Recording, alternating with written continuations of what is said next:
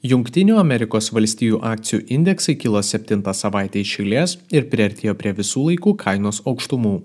Aš Povilas Petručionis, Orion Securities analitikas, šioje rinkų espreso apžvalgoje aptarsiu Fed, Europos ir Anglijos centrinių bankų priimtus sprendimus dėl palūkanų normos, infliacijos bei kitus makroekonominius rodiklius ir labiausiai išsiskyrusius indeksus, sektorius bei atskiras akcijas.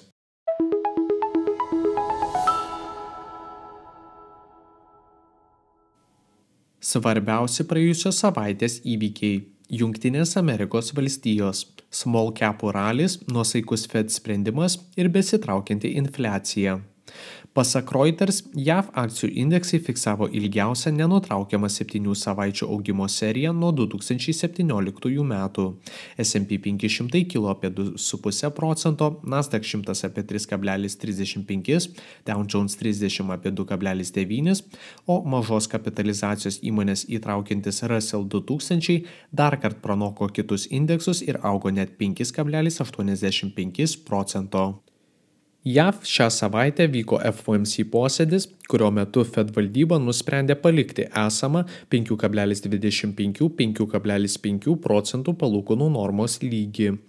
Nors dauguma tikėjosi tokio sprendimo, investuotojus džiugino atnaujintas Fed.plot taškinis grafikas. Pareigūnai tikisi, kad per 2024 metus palūkanų norma susitrauks 75 baziniais punktais, tai yra 25 punktais daugiau nei buvo pastebima rugsėjo mėnesio projekcijoje. Pranešimo metu Jerome Powell tonas buvo neįprastai nuosaikus ir rinkos teigiamai reagavo į pirmininko kalbą. Tiesa, dar iki pasirodant Fed palūkanų normos sprendimui buvo išleisti JAV infliacijos duomenys, kurie žymėjo žemiausią gamintojų kainų lygio atmetus maisto ir energetikos kainos augimą per 3 metus. Tai yra 2 procentai. Bendras infliacijos lygis siekia 3,1%, o infliacija atmetus maisto ir energetikos kainas išliko ties 4 procentų riba bei atitiko ekonomistų projekcijas. Kiek labiau netikėtas buvo mažmeninių pardavimų augimas, kuris per lapkričio mėnesį siekė 0,3%, kai analitikai prognozavo 0,1% kritimą. Internetiniai pardavimai ir išlaidavimas baruose bei restoranuose buvo išskirtinai aukštas ir žymėjo nebūtinojo vartojimo prekių paklausos atsparumą. Vis dėlto savaitės pabaigoje pasirodė silpnumą pabrėžiantis JAV pramonės duomenys. Per mėnesį industrinė produkcija augo 0,2%, kuomet tikimasi buvo 0,3%, o S&P Global gamybos sektoriaus pirkimo vadybininkų indekso rezultatas traukėsi nuo 49,4 iki 48,2 punktų. Šią savaitę išskirtinį pasirodymą turėjo finansų sektorius. XLF fondas augo apie 3,4%, Bank of America apie 8,5%, o Wells Fargo apie 9,13%. Puikiai sekėsi ir puslaidininkių industrijai. VNX Semiconductor ETF kilo apie 7,14%, Broadcom net 19,6%, o Intel apie 8,1%. Obligacijų pajamingumai toliau traukėsi, JAV iždo 10 metų trukmės obligacijų pajamingumas pirmą kartą nuo Liepos mėnesio krito žemiau 4 procentų lygio. Europa. Nekitusios palūkanų normos ir sumažinta augimo projekcija. Europos indeksai šią savaitę pasirodė prasčiau nei JAV.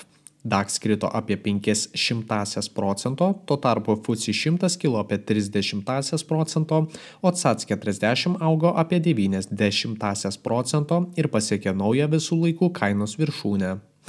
Europos centrinis bankas šią savaitę taip pat priėmė sprendimą palikti esamą 4,25–4,5% palūkanų normos lygį. Be to, Europos centrinis bankas sumažino infliacijos bei BVP augimo prognozes 2023 ir 2024 metams. Tikimasi, jog per šiuos metus BVP augs apie 0,6%, o sekančiais 0,8%. Tuo tarpu infliacija tikimasi, jog pasieks 2 procentų lygį tik 2026 metais.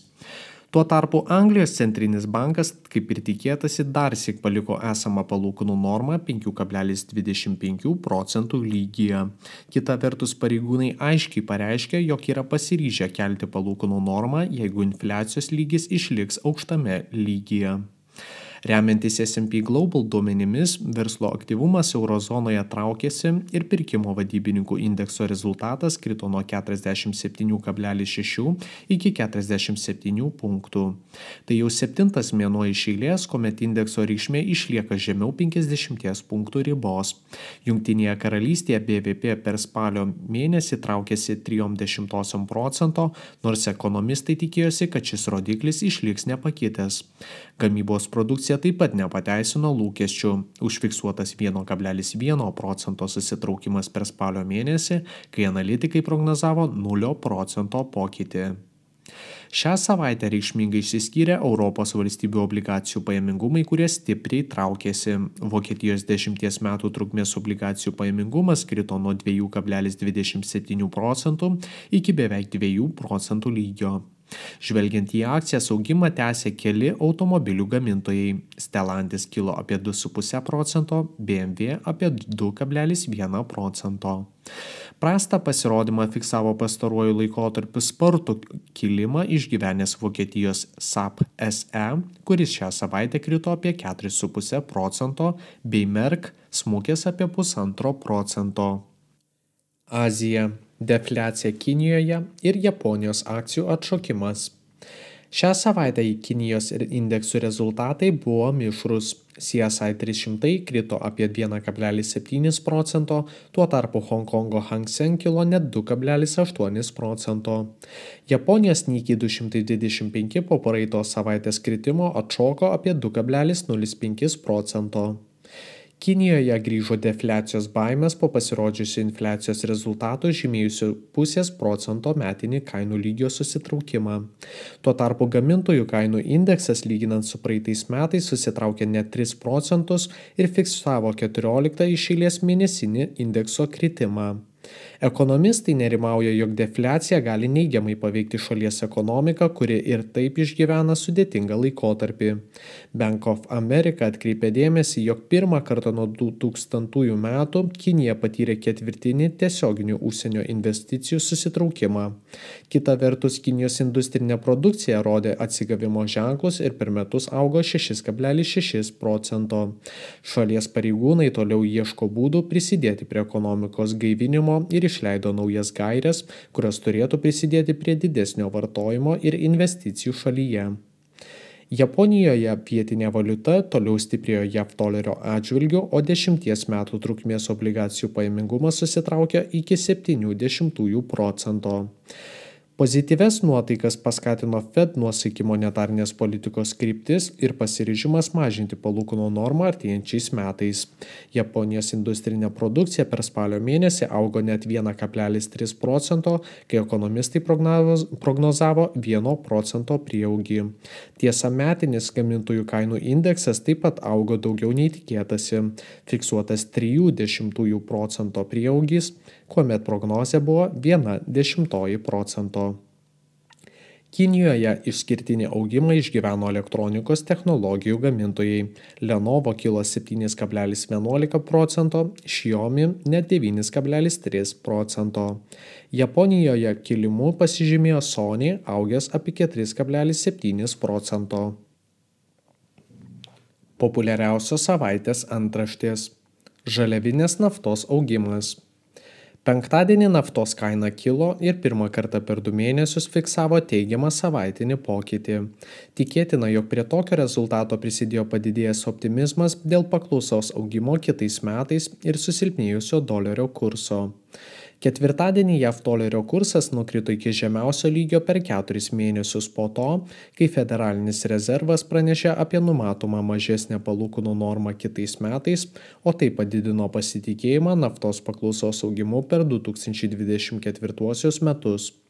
Per savaitę VTI rūšies naftos kaina kilo apie 0,75 procento. Ateinančios savaitės įvykiai. Trečiadienį bus išleisti Jungtinės karalystės metinės infliacijos duomenys.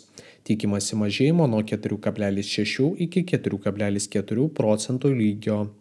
Ketvirtadienį bus paskelbtas galutinis JAV bendrojo vidaus produkto augimas per trečiąjį ketvirtį metinę išraišką. Prognozuojamas 5,2 procentų pokytis. Penktadienį pasieks metinės infliacijos duomenys iš Japonijos, kur tikimasi sumažėjimo nuo 3,3 iki 2,6 procentų lygio. Be to, penktadienį sulauksime Jungtinės karalystės BVP trečiojo ketvirčio rezultatų.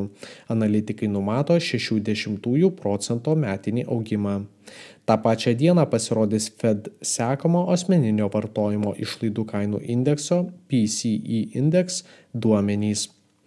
Ačiū visiems klausiusiems ir gražios jums savaitės.